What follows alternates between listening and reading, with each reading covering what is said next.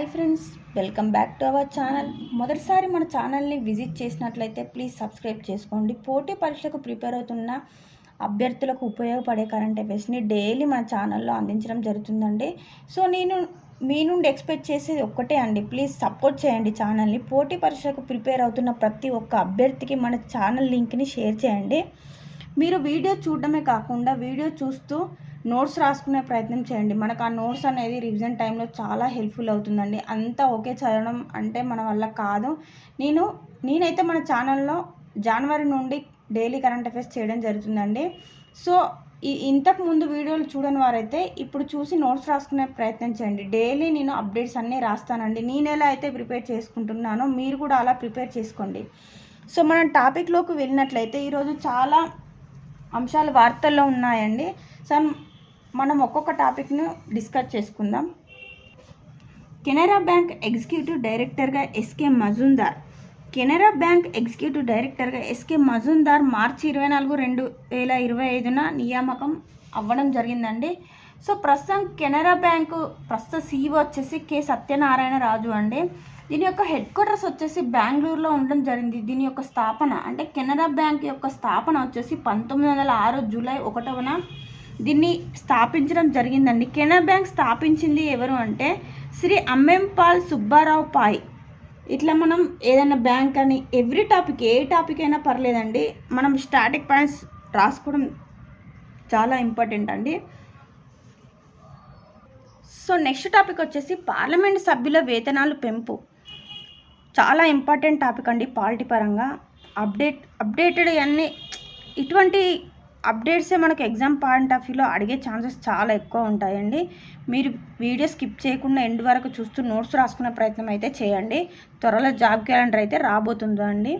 మీరు అప్పుడే చదువుతా అంటే అస్సలు పాసిబుల్ అవ్వదండి. మనం ఇప్పటి నుంచే మన ప్రిపరేషన్ని స్టార్ట్ చేసుకోండి. సో పార్లమెంట్ సభ్యుల వేతనాలు మరియు రోజువారీ జీతపత్యాలు, మాజీ సభ్యుల పెన్షన్లకు సంబంధించి కేంద్ర ప్రభుత్వం ఒక కీలక నిర్ణయం అయితే తీసుకోవడం జరిగిందండి. సో ఈ నిర్ణయంలో భాగంగా ద్రవ్యోల్బణ సూచి ఆధారంగా మెంబర్ ఆఫ్ పార్లమెంటుల జీతాన్ని దాదాపు 24% మేర సవరిస్తూ పార్లమెంటు వ్యవహారాల మంత్రిత్వ శాఖ అధికారిక ప్రకటన అయితే చేయడం జరిగిందండి. సో దీనితో ఎంపీ వేతనం ₹1,00,000 నుంచి 1,24,000 అయితే పెరగడం జరిగిందండి. అంటే ఎంపీ యొక్క వేతనం 1,00,000 నుంచి 1,24,000 పెరగడం జరిగింది. సో నెక్స్ట్ వచ్చేసి సిట్టింగ్ సభ్యుల రోజువారీ జీతం వచ్చేసి 2000 నుండి 2005కి 2,500కి పెరగడం అయితే జరిగిందండి. సో మాజీ ఎంపీల పెన్షన్కు సంబంధించి 25,000 నుంచి 31,000కు పెన్షన్ ఉంది. అంటే సిట్టింగ్ సభ్యులేమో 5,000 పెంచడం జరిగింది. మాజీ ఎంపీల పెన్షన్ వచ్చేసి 25,000 నుంచి 31,000 అంటే 6,000 పెంచడం జరిగింది. సో పెంచిన వేతనాలు మరియు పెన్షన్లను ఏప్రిల్ 21, 2020 నుండి వర్తింపజేయడం జరుగుతుందండి. అంటే మనకు ఏప్రిల్ 1 నుంచి వీరికైతే ఇవ్వడం జరుగుతుంది. మనం దీని యొక్క స్టార్టింగ్ పాయింట్స్ చూసుకున్నట్లయితే ప్రస్తుతం పార్లమెంట్ సభ్యుల యొక్క సంఖ్య వచ్చేసి లోక్సభ స్థానాలు వచ్చేసి 543 అండి. రాజ్యసభ స్థానాలు వచ్చి 245. సో నెక్స్ట్ టాపిక్ వచ్చేసి చాలా ఇంపార్టెంట్ అప్డేట్ అండి. కబడ్డీ ప్రపంచ కప్ 2025 దీని యొక్క ఎడిషన్ వచ్చేసి 2వ ఎడిషన్ వచ్చి ప్రారంభం వచ్చేసి మార్చి 17 నుంచి 23 వరకు నిర్వహించడం జరిగింది. దీని యొక్క వేదిక కబడ్డీ ప్రపంచ కప్ 2025ను ఎక్కడ నిర్వహించడం జరిగిందంటే దీని యొక్క వేదిక వచ్చేసి ఇంగ్లాండ్లోని వెస్ట్ మిడ్లాండ్లో ఈ యొక్క టోర్నీని అయితే నిర్వహించడం జరిగిందండి. ఈ టోర్నీలో మొత్తం జట్లు వచ్చేసి పురుషుల జట్లు వచ్చేసి 9, అలాగే మహిళల జట్లు వచ్చేసి 6.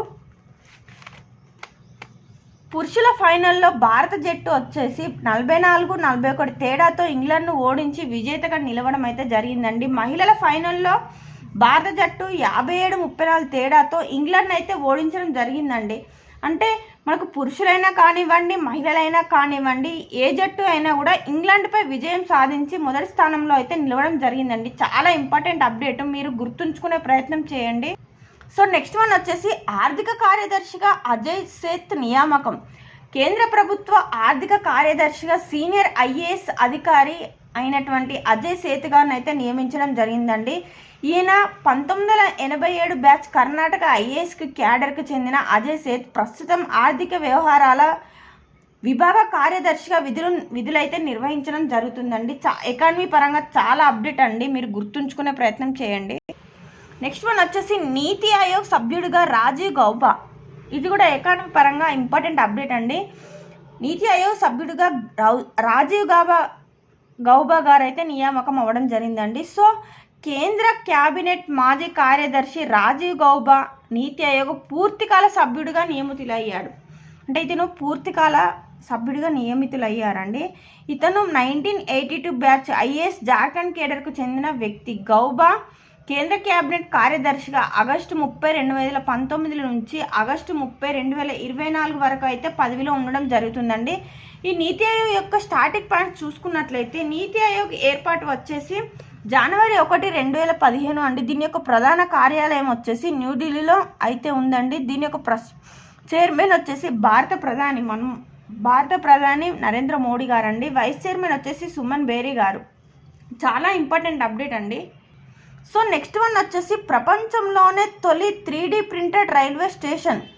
ఇది ఎక్కడ ఏర్పాటు చేయడం జరిగిందంటే జపాన్లో జనాభా పరంగా 3వ అతిపెద్ద నగరమైన ఒసాకా నుంచి 60 మైళ్ళ దూరంలో గల దక్షిణ వకయామా ప్రావిన్స్లో ప్రపంచంలోనే మొట్టమొదటిగా 3D ప్రింటెడ్ రైల్వే స్టేషన్ అయితే సెరెండిక్స్ అనే నిర్మాణ సంస్థ భాగస్వామ్యంతో నిర్మించబోతున్నట్లు వెస్ట్ జపాన్ రైల్వే సంస్థ ప్రకటించడం అయితే జరిగిందండి. చాలా ఇంపార్టెంట్ అప్డేట్ అండి. సో దీని యొక్క చుట్టుకొలత ఓవరాల్గా దీని యొక్క చుట్టుకొలత చూసుకున్నట్లయితే 108 చదరపు అడుగులు అండి. మన జపాన్ ప్రధాని వచ్చేసి షిగేరు ఇషిబా అండి. ఎక్కడ కంట్రీ వచ్చినా కూడా మనం దాని యొక్క స్టార్టింగ్ పాయింట్స్ రాసుకోవడం చాలా ఇంపార్టెంట్ అండి.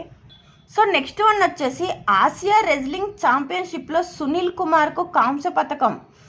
జోర్డాన్లోని అమ్మాన్లో మార్చి 25 నుంచి 30, 2025కు జరుగుతున్న ఆసియా రెజ్లింగ్ ఛాంపియన్షిప్లో భారత రెజ్లర్ సునీల్ కుమార్కి అయితే కాంస్య పథకం అయితే రావడం జరిగిందండి.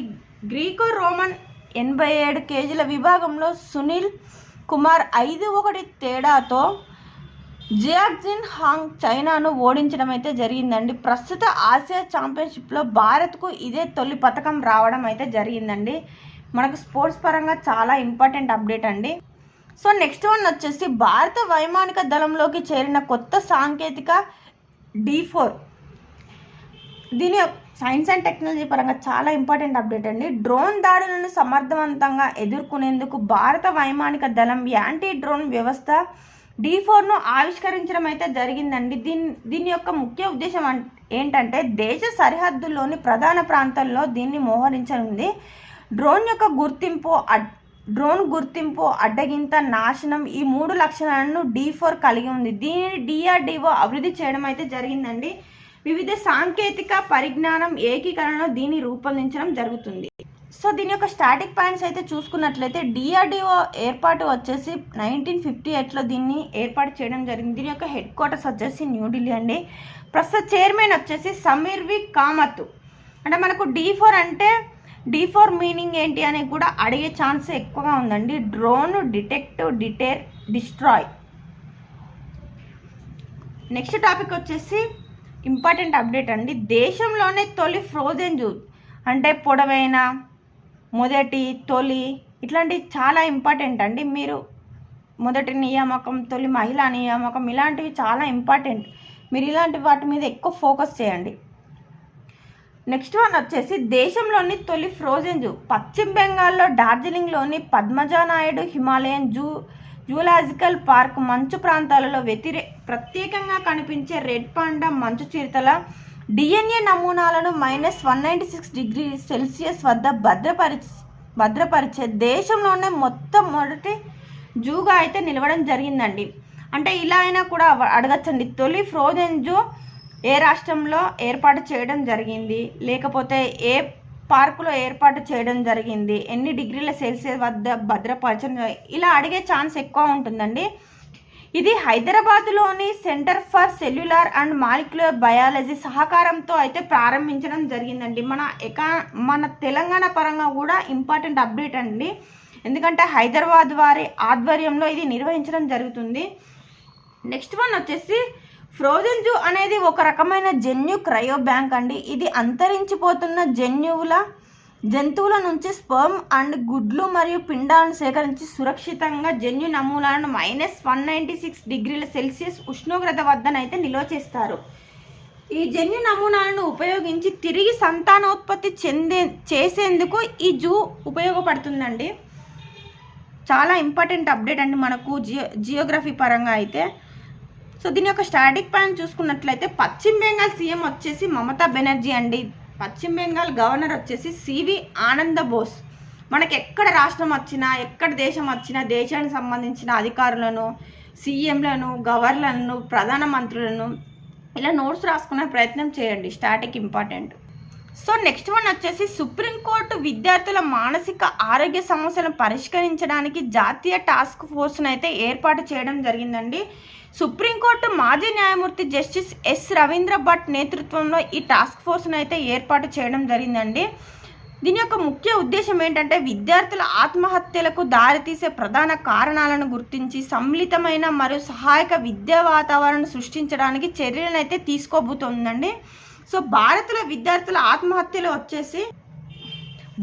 విద్యార్థుల ఎన్సీఆర్బీ 2022 నివేదిక ప్రకారం అయితే భారత్లో జరిగిన మొత్తం ఆత్మహత్యలు విద్యార్థుల ఆత్మహత్యలు వచ్చేసి 7.6గా ఉండడం అయితే జరిగిందండి. 2021-2022లో విద్యార్థుల ఆత్మహత్యల సంఖ్య 6,654 నుంచి 13,044 అయితే పెరగడం జరిగింది. అంటే 0.5% ఎక్కువ పెరగడం జరిగింది. అత్యధిక సంఖ్యలో విద్యార్థుల ఆత్మహత్యలు మహారాష్ట్రలో అయితే ఎక్కువగా ఉండడం జరిగిందండి. నెక్స్ట్ వన్ వచ్చేసి మధ్యప్రదేశ్లో ఎక్కువగా ఉండడం జరిగింది. థర్డ్ వన్ వచ్చేసి తమిళనాడు, ఫోర్త్ వన్ వచ్చేసి కర్ణాటక, ఫిఫ్త్ వన్ వచ్చేసి ఒడిస్సాలో అయితే నమోదు అవ్వడం జరిగిందండి. చాలా ఇంపార్టెంట్ అప్డేట్ అండి. సో నెక్స్ట్ వన్ వచ్చేసి ఇండియా బయో ఎకానమీ రిపోర్ట్ 2025. ఇటీవల న్యూఢిల్లీలో జరిగిన biotechnology industry research assistants council యొక్క 13వ వార్షికోత్సవ సమావేశంలో ministry of science and technology India యొక్క బయో ఎకానమీ రిపోర్ట్ 2025 అయితే విడుదల చేయడం జరిగిందండి. సో ఈ యొక్క రిపోర్ట్ ప్రకారం 2014లో ఇండియా బయో ఎకానమీ ఆర్థికంగా $10 బిలియన్ ఉండగా 2024 నాటికి $125 బిలియన్ అయితే చేయడం జరిగిందండి. మరియు 2030 నాటికి $300 బిలియన్ చేరుకుంటుందని ఈ రిపోర్ట్ తెలియజేయడం జరిగింది. అంటే ఒక ఎస్టిమేట్ అయితే వేయడం జరిగిందండి. దీని యొక్క 13వ వార్షికోత్సవ సమావేశంలో బయోటెక్ స్టార్టప్లకి మెంటర్షిప్ ఇచ్చేందుకు బయోసారథి ప్రోగ్రామ్ని ministry of science and technology అయితే ప్రారంభించడం జరిగిందండి. చాలా ఇంపార్టెంట్ అప్డేట్ అండి. నెక్స్ట్ వన్ వచ్చేసి ప్రపంచంలోనే అత్యంత విలువైన ఉక్కు సంస్థగా జేఎస్డబ్ల్యూ స్టీల్, ప్రపంచంలోనే అత్యంత విలువైన ఉక్కు కంపెనీగా సజ్జన్ జిందాల్ నేతృత్వంలోనే జేఎస్డబ్ల్యూ స్టీల్ అయితే నిలవడం జరిగిందండి. ఈ యొక్క కంపెనీ మార్కెట్ విలువ వచ్చేసి 2.58 లక్షల క్రోర్స్గా ఉందండి. అంటే 2.58 లక్షల కోట్లు దీని యొక్క మార్కెట్ విలువ వచ్చేసి. 2025 జనవరి నుంచి ఇప్పటికి జేఎస్డబ్ల్యూ స్టీల్ షేర్ ధర వచ్చేసి 18% పెరగడం అయితే జరిగిందండి. అంటే ఇది ప్రపంచంలోనే అత్యంత విలువైన ఉక్కు సంస్థగా నమోదైతే కావడం జరిగిందండి. నెక్స్ట్ వన్ వచ్చేసి Maruti Suzuki transfer and cultural heritage చైర్మన్గా మారుతి సుజుకి డైరెక్టర్గా సునీల్ కక్కర్ నియమితులు అవ్వడం జరిగిందండి. నెక్స్ట్ వన్ వచ్చేసి లాస్ట్ వన్, సిక్కిం నుండి సోలమన్ దీవులకు జిఐ ట్యాగ్ పొందిన డల్లే చిల్లీ ఎగుమతి. భారత ప్రభుత్వం వాణిజ్య మరియు పరిశ్రమల మంత్రిత్వ శాఖ పరిధిలోని agriculture and forest food products exports development authority Sikkim నుండి సోలమన్ దీవులకు జిఐ ట్యాగ్ పొందిన 15,000 కేజీల డల్లే చిల్లీని అయితే తొలిసారిగా ఎగుమతి చేయడం జరిగిందండి. సో దీనితో ప్రపంచ సేంద్రియ వ్యవసాయం ఉత్పత్తుల మార్కెట్లో ఈశాన్య రాష్ట్రాల నుంచి ప్రీమియం ఉత్పత్తులకు అంతర్జాతీయ డిమాండ్ అయితే పెరగడం జరిగిందండి. చాలా ఇంపార్టెంట్ అప్డేట్ అండి. మీరు ఇలా నోట్స్ చేసుకోండి. ఈ నోట్స్ అనేది చాలా హెల్ప్ఫుల్ అవుతుంది. మన యూట్యూబ్ ఛానల్లో చూసే కరెంట్ అఫైర్స్ అండ్ మీరు ఒక మ్యాగజైన్ అయితే ప్రిఫర్ చేయండి. షైన్ ఇండియా మ్యాగజైన్ అయితే ప్రిఫర్ చేయండి. యూట్యూబ్ ఛానల్లో ఒక 2 అయితే ఫాలో అవ్వండి. మీరైతే ఎవ్రీడే నోట్స్ రాసుకునే ప్రయత్నం, ఏదేమైనా ఎవ్రీడే మీరైతే నోట్స్ రాసుకునే ప్రయత్నం చేయండి. మీ ప్రిపరేషన్ని కంటిన్యూ చేసుకోండి. త్వరలో జాబ్ నోటిఫికేషన్ అయితే రాబోతుంది. సో మీకు కనుక ఈ వీడియో నచ్చినైతే ప్లీజ్ లైక్ చేయండి, మీ ఫ్రెండ్స్కి షేర్ చేయండి. కొత్తగా చూసే వాళ్ళైతే మన ఛానల్ని సబ్స్క్రైబ్ చేసుకోండి. Thank you all.